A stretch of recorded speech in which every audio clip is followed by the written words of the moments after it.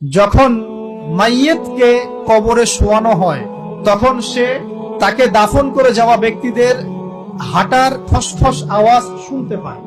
এরপরে তাকে যখন শুইয়ে দেওয়া হয়, সে যদি মুমিন ব্যক্তি হয় তাহলে তার মাথার দিকে তার সলাত এসে দাঁড়িয়ে যায়। দুনিয়াতে আপনি যে নামাজগুলো পড়েছেন, আমি যে নামাজগুলো পড়ছি, এগুলো মাথার দিকে দাঁড়িয়ে যায়। ডান দিকে চলে আসে তার সওম মানে কি? রোজা। বাম দিকে চলে আসে যাকাত। তারপরে পায়ের দিকে চলে আসবে তার আত্মীয়তার সম্পর্ক রক্ষার ইবাদত, তার এই যে অন্যান্য দান সদকা, তার নফল আমল, তার তাসবিহ তাহলিল, তার কোরআন তেলাওয়াত ইত্যাদি পায়ের দিকে চলে আসবে। এখানে একটা হাদিস এসেছে, সূরাতুল মুলক যে ব্যক্তি রাতের বেলা তেলাওয়াত করবে, কোন সূরা ভাই? তাবারাকাল্লাযী বিয়াদিহিল মুলক ওয়া হুয়া আলা কুল্লি শাইইন কাদির। এই সূরা যে ব্যক্তি রাতের বেলা করে তেলাওয়াত করবে, ইনশাআল্লাহ সূরা মুলক কবরে তার সাথে থাকবে এবং কবর আযাব থেকে সূরা মুলক তাকে বাঁচাবে ইনশাআল্লাহ। আমি বুঝাচ্ছি যে কি অবস্থাটা হবে। এবার দুজন ফেরেশতা মাথার দিক থেকে আসবেন, আসতে চাইবেন, সালাত বলবে এখান দিয়ে আসা যাবে না, এদিক দিয়ে আসা যাবে না।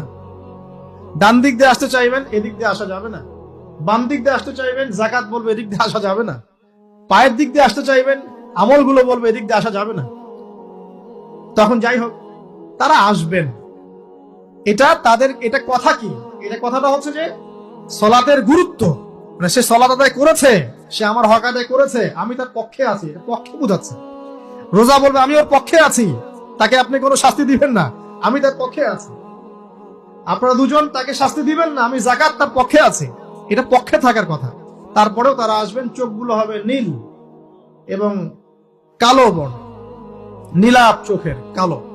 মুনকার নাকি? উঠে বসিয়ে দেওয়া হবে। এবার তিনটা প্রশ্ন। প্রথমে প্রশ্ন হচ্ছে কি? মান রব, তোমার রব কে? তখন মুমিন বান্দা বুক ফুলিয়ে বলবে রব্বি আল্লাহ, আমার রব কে? আল্লাহ। পৃথিবীতে যে ব্যক্তি আল্লাহর সাথে শিরিক করে নাই, আল্লাহ তাওহীদের উপর থেকেছে এবং তার উপরে মৃত্যুবরণ করেছে, ইনশাআল্লাহ সে ব্যক্তি এর উত্তর নির্দ্বিধায় দিতে পারবে ইনশাআল্লাহ। আর দুনিয়াতে যে বা যারাই আল্লাহর সাথে শিরিক করবে, আল্লাহর সাথে শিরকের পাপে লিপ্ত হবে, ওই অবস্থায় মারা যাবে, তাওহীদের উপর থাকবে না, কোশ্চিন কালেও মান রব্বুক উত্তর দিতে পারবে না। তারপরে প্রশ্ন হয়ে যাবে মা দীনুক, তোমার দিন কি ছিল? মুমিন বান্দা উত্তর দিবে কি? দিন ইয়াল ইসলাম, আমার দিন ছিল ইসলাম। এখানে শুনে রাখেন, পৃথিবীতে যারা ইসলামকে পরিপূর্ণ রূপে পালন করবে তারাই এই উত্তর দিতে পারবে ইনশাআল্লাহ। যারা ইসলামকে ঠাট্টা বিদ্রুপের হাসি তামাশার পাত্র বানিয়েছে, মন চাইলে কিছু করি, মন চাইলে কিছু করি না, সহজগুলো একটু আমল করি, বাকি কিছুর আমল ধারি না, হ্যাঁ, নামাজ পড়ি, সুদ ছাড়তে পারি না, ঠিক আছে, বছর বছর উমরা করি, এদিকে ঘুষ দুর্নীতি ছাড়তে পারি না, ইসলামকে ঠাট্টা তামাশার পাত্র বানিয়েছে, এরা কোশ্চিন কালে উত্তর দিতে পারবে না মা দীনুক, দিনে পরিপূর্ণ ফি সিলমি কাফা, পরিপূর্ণরূপে ইসলামে প্রবেশ করতে বলেছেন আল্লাহ রাব্বুল আলামিন। যারা পরিপূর্ণরূপে ইসলামে প্রবেশ করবে এবং ইসলামের প্রতিটা মৌলিক বিধান মেনে চলবে, ইনশাআল্লাহ তারা এর উত্তর দিতে পারবে। এরপরে আসবে তৃতীয় প্রশ্ন। নবী সাল্লাল্লাহু আলাইহি ওয়াসাল্লামকে দেখানো হবে, যখন দেখানো হবে তখন সূর্য যখন ডুবে যায়, যে দৃশ্যটা আমরা দেখতে পারি না, ওই দৃশ্যটা ভেসে উঠবে এবং মুমিন বান্দা অস্থির হয়ে যাবে, বলবে আমাকে ছেড়ে দাও, আমি নামাজ পড়বো। সুবহানাল্লাহ। কারণ তার কাছে মনে হবে যে আসরের ওয়াক্ত হয়ে গেছে, আসরের ওয়াক্ত হয়ে গেছে, আসরের ওয়াক্ত চলে যাচ্ছে, আমাকে নামাজ পড়তে হবে। চিন্তা করেছেন? ওই যে একটা হাদিস আছে না, যে 7 শ্রেণীর মানুষকে আল্লাহ রাব্বুল আলামিন আরশের ছায়া দিবেন, তার মধ্যে এক শ্রেণীর মানুষকে যার অন্তর মসজিদের সাথে ঝুলে থাকে, তার মন মসজিদের সাথে ঝুলে ছিল, এই সূর্য ডুবে গেল বলে আমাকে ছেড়ে দাও, আমি নামাজ পড়তে যাব। তখন ফেরেশতারা বলবেন তোমাকে নামাজ পড়তে দেয়া হবে, তবে তার আগে তুমি এর উত্তর দাও। কি উত্তর? এই ব্যক্তির দিকে তাকাও। তখন নবী সাল্লাল্লাহু আলাইহি ওয়াসাল্লামকে দেখানো হবে, সাল্লাল্লাহু আলাইহি ওয়াসাল্লাম দরুদ পড়বেন, বলা হবে যে এই ব্যক্তির সম্পর্কে তোমার কি ধারণা? মান হাযা রাজুলু বুইসা ফীকুম, এই ব্যক্তি কে, যাকে তোমাদের কাছে পাঠানো হয়েছিল? মুমিন ব্যক্তি নির্দ্বিধায় বলে দিবে যে তিনি হচ্ছেন আমার নবী মুহাম্মদুর রাসূলুল্লাহ সাল্লাল্লাহু আলাইহি ওয়াসাল্লাম। দেখুন, পৃথিবীতে যে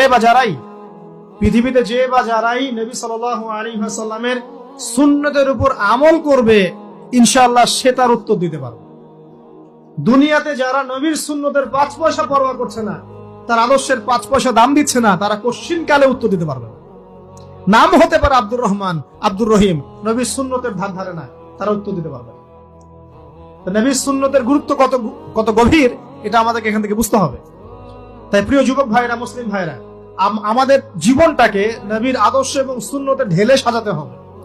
সকাল থেকে সন্ধ্যা পর্যন্ত প্রতিটা কাজ করবো কার তরিকায়? রাসূলের তরিকা। নামাজ পড়বো তার তরিকায়, রোজা, সিয়াম, হজ, জাকাত, আমল, মুআমালাত, আখলাক সব কার তরিকায়? নবী সাল্লাল্লাহু আলাইহি ওয়াসাল্লামের তরিকা অনুযায়ী ইনশাআল্লাহ। আল্লাহ পাক তৌফিক এনায়েত করুন, আমিন। এবার ফেরেশতা দুজন জিজ্ঞাসা করবেন অবাক হয়ে যে তুমি কিভাবে এটা জানলে? তুমি কিভাবে এই 3টা প্রশ্নের উত্তর দিতে পারলে? কারণ বেশিরভাগ মানুষ তো উত্তর দিতে পারবে না, বেশিরভাগ মানুষই এই উত্তর দিতে পারবে না। কারণ কিয়ামতের মাঠে 1999 জন মানুষ জাহান্নামে যাবে, নাউজুবিল্লাহ।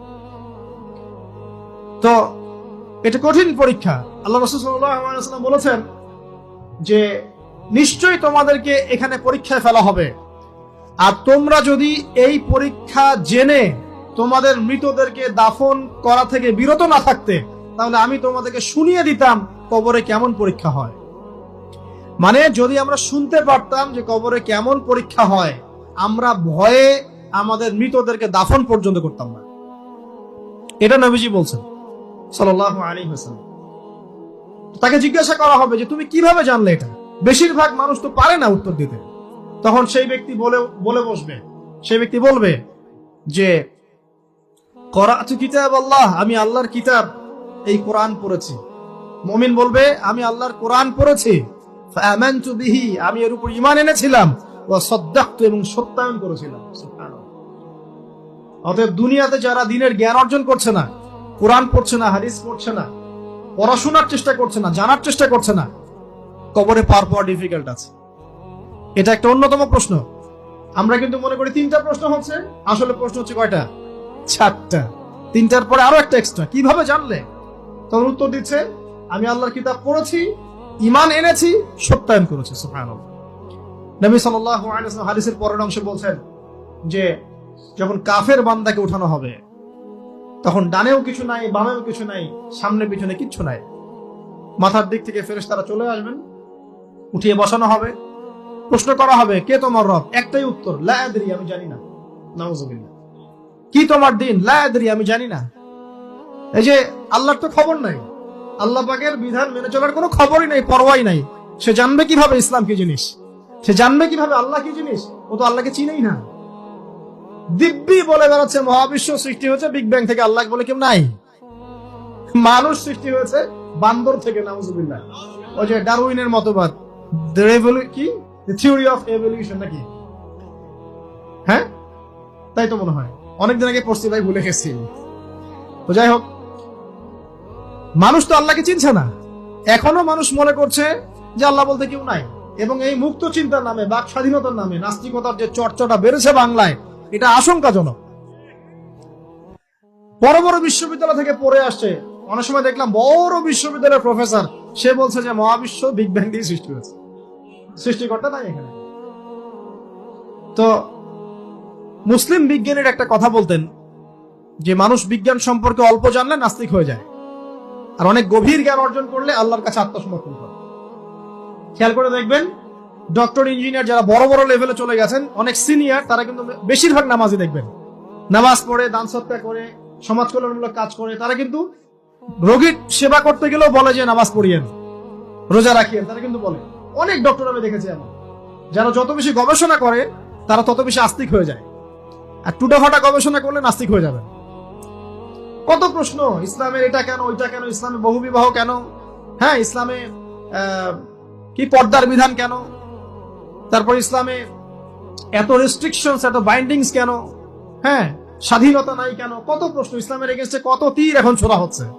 তো এই ব্যক্তি কেমন করে উত্তর দিবে যে মাহদিনুক, তোমার দিন কি? আল্লাহর দিকে কত প্রশ্ন ছোড়া হচ্ছে, কত শিরকের পাপ আমরা করছি, অনেক সময় মুসলিম হয়েও শিরকের পাপ করছি।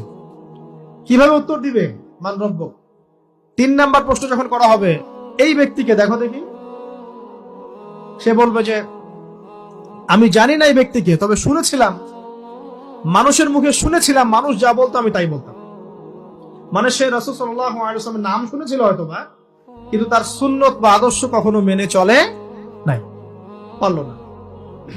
এবার জান্নাতি ব্যক্তি হলে কি হতো, ওই যে সূর্য ডুবছিল যেখানে, তার দৃষ্টির সীমা পর্যন্ত কবরকে প্রশস্ত করে দেয়া হবে এবং জান্নাতের একটা দরজা তার কবরে খুলে দেয়া হবে। এটা কিভাবে করা হবে সেটা আল্লাহ পাক জানেন, এটার ব্যাখ্যা করার জ্ঞান আল্লাহ আমাদেরকে দেন নাই। যেই মানুষের ক্ষুদ্র জ্ঞানে মানুষ ব্যাকটেরিয়া ভাইরাস নিয়ে গবেষণা করতে হিমশিম খেয়ে যায়, সে মহাবিশ্বের স্রষ্টা নিয়ে কিভাবে গবেষণা করবে? আল্লাহ পাকের অসীম জ্ঞানের সামনে আমার জ্ঞান কি? খুবই ক্ষুদ্র। একটা হাদিসে এসেছে বুখারী শরীফের মধ্যে, যে একটা মহাসমুদ্রের মধ্যে যদি একটা পাখি এক ফোঁটা পানি উঠিয়ে নিয়ে যায়, ওই এক ফোঁটা পানি হচ্ছে মহাবিশ্বের জ্ঞান, আর বাকি পুরো মহাসাগর হচ্ছে আল্লাহ পাকের জ্ঞান। তো আমরা এই ক্ষুদ্র জ্ঞানের মানুষ হয়ে আল্লাহর জ্ঞানকে কেমন করে পেনিট্রেট করতে পারি?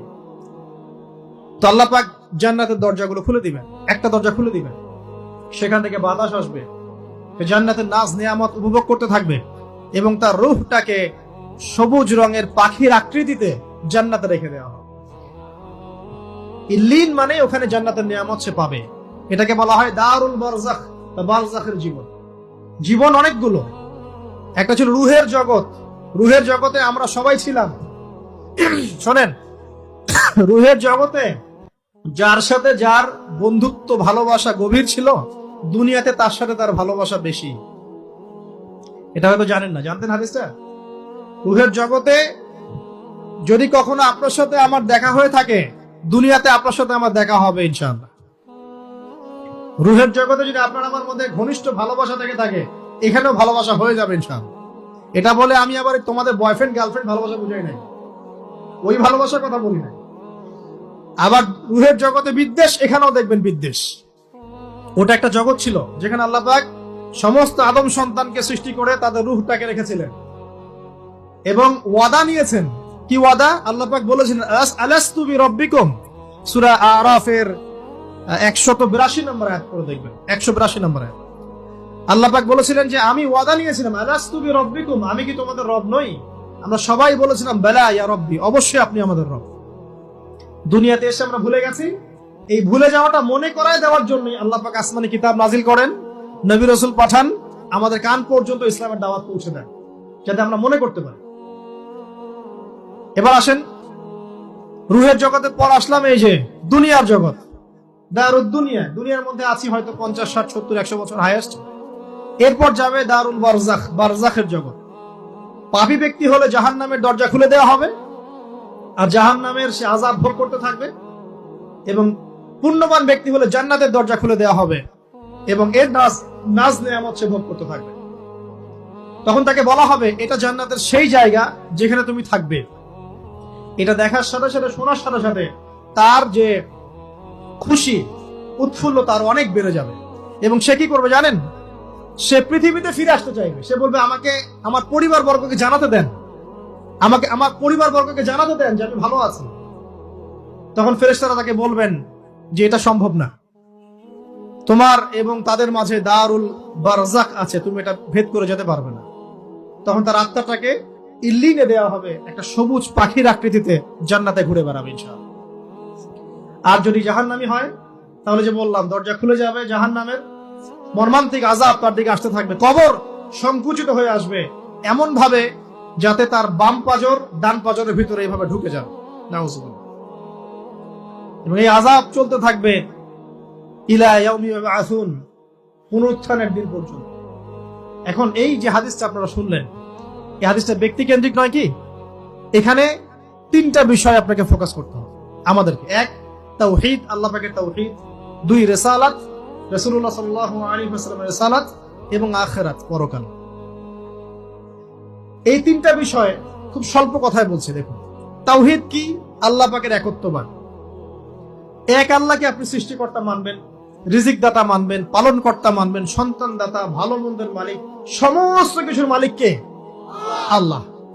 আল্লাহ আল্লাহ আমাকে বাঁচিয়ে রেখেছেন, আল্লাহ আমাকে মৃত্যু দিবেন, আল্লাহ আমাকে রিজিক দেন, আল্লাহ আমাকে সন্তান দিবেন, আল্লাহ আমার ভালোর মালিক, আল্লাহ মন্দের মালিক, আল্লাহ সমস্ত কিছুর মালিক। এই কনসেপ্ট পরিষ্কার থাকবে, লা ইলাহা ইল্লাল্লাহ পরিষ্কার থাকবে। সমস্ত বিষয় কার পক্ষ থেকে? আল্লাহর পক্ষ থেকে। এই তাওহীদ, সংক্ষিপ্ত কথায় বললাম তাওহীদ। এর মধ্যে তিনটা ক্লাসিফিকেশন আছে: রুবুবিয়্যাত, উলুহিয়্যাত, আসমা ও সিফাত। এটা আপনারা কিতাবুত তাওহীদ বই থেকে পড়ে নিন। সংক্ষেপে বলে দেই, রুবুবিয়্যাত আল্লাহ পাকের সমস্ত বিষয়গুলো তার দিকে সম্বন্ধ করা, সৃষ্টিকর্তা, পালনকর্তা, রিজিক দাতা সবকে আল্লাহ। উলুহিয়্যাত কি? দুনিয়াতে এসেছি আল্লাহ পাকেরই দাসত্ব করতে হবে, অন্য কারো দাসত্ব চলবে না, তাওহীদ উলুহিয়্যাত। আসমা ও সিফাত কি? আসমা সিফাত মানে হচ্ছে আল্লাহ পাকের নাম গুণাবলীগুলো আছে, আল্লাহ পাক রহমান, আল্লাহ পাক রহিম, আল্লাহ পাক রাজ্জাক, হ্যাঁ, আল্লাহ পাক গফুর, আল্লাহ পাক শদীদুল ইকাব, সমস্ত গুণাবলী কার? আল্লাহ। এই হলো আসমা ও সিফাত। আল্লাহ পাক যেমন, আল্লাহ পাক তেমন, আল্লাহ পাক নিজের মতো, কারোর সাথে তুলনীয় নন। হুয়াল্লাহু আহাদ, একক। আল্লাহুস সামাদ, তিনি অমুখাপেক্ষী। লাম ইয়ালিদ ওয়া লাম ইউলাদ, তিনি জন্ম দেননি, জন্মিতও নন। ওয়া লাম ইয়াকুল লাহু কুফুয়ান আহাদ, তার সমতুল্য আর কিছুই নাই। আল্লাহ থেকে সবকিছু হয়,